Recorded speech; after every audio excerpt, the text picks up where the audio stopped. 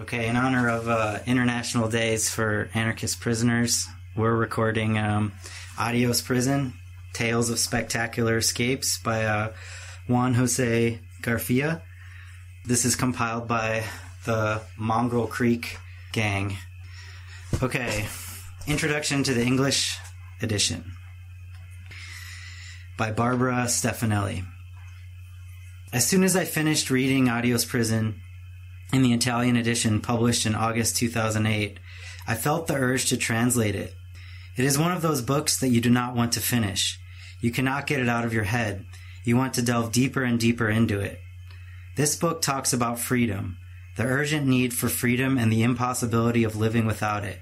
This book says that freedom must be taken back at all costs, and that is exactly what the protagonists of Adios Prison, Spanish prisoners under the infamous Fies regime, did. They took back their freedom using all means necessary, challenging the impossible, ready to kill for it if necessary. There is no room for political correctness or abstract morals concerning human life here. If the screws keep you locked up and your life, even in the most banal and insignificant aspects, is at the mercy of their caprice, violence, and stupidity, your only choice is to eliminate them if they put themselves between you and your freedom. The protagonists of this book are not passive subjects of the prison system. On the contrary, they are well aware of the fact that prison is the absolute negation of human dignity. As Fies prisoners, they are experiencing directly how human beings will never adapt to life in prison, and their most impelling need is to escape in order to put an end to a situation that is unendurable. The Fies regime, sorry, I'm going to butcher this Spanish, Fichero de Internos en Especial Seguimiento, translates to Record of Prisoners Under Special Observation, was inaugurated by the Spanish prison system in 1991 in order to further punish and control prisoners who had been carrying out revolts in the Spanish jails over the previous decades. 2 amnesties were granted following the dictator Franco's death, one in 1976 and one in 1977, but they were systematically denied to a large number of prisoners, the so-called social prisoners, whereas many of those declared or considered political were released. It was then that revolts started breaking out continuously, not only for the amnesty to be extended to all prisoners, but also against the unbearable conditions inside the jails. Torture, beatings, overcrowding, rotten food, no medical attention for prisoners affected by medical conditions, and so on.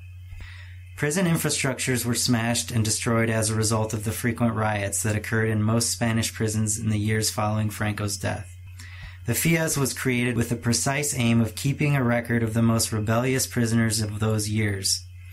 However, it was not just an archive for gathering information about hot-headed prisoners. Along with its inauguration, special wings were built inside prisons all over Spain to hold those considered particularly dangerous by the prison system.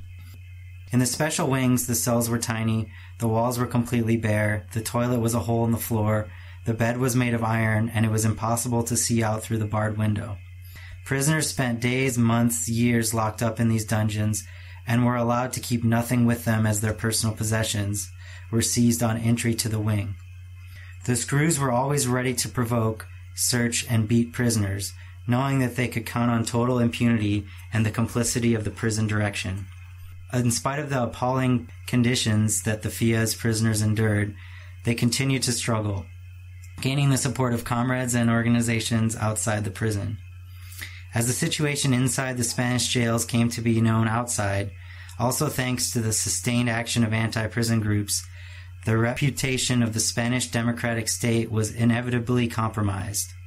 As a result, the Fies no longer exists in name, but is now called the PRIC, the Programa Recuperación Internos Conflictivos, Program of the Recuperation of Conflictive or Turbulent Prisoners. Needless to say, the regime has not changed much in substance. Unfortunately, regardless of what it is called, it has brought about good results for the prison institution, as the number of revolts and escapes has decreased considerably over the past few years. In this sense, the crude tales of Adios Prison are particularly important. Not only do they offer a lurid picture of the Fiaz underworld, they also express the fervid determination of some of its captives to get out no matter what the cost, to run to freedom without looking back, knowing that escape is their only possible chance at life. Another reason for publishing this book in English is to show once again that what we have been repeating over and over, that the prison system cannot be reformed or made more humane, but must be destroyed along with the power that justifies its existence. Barbara Stefanelli.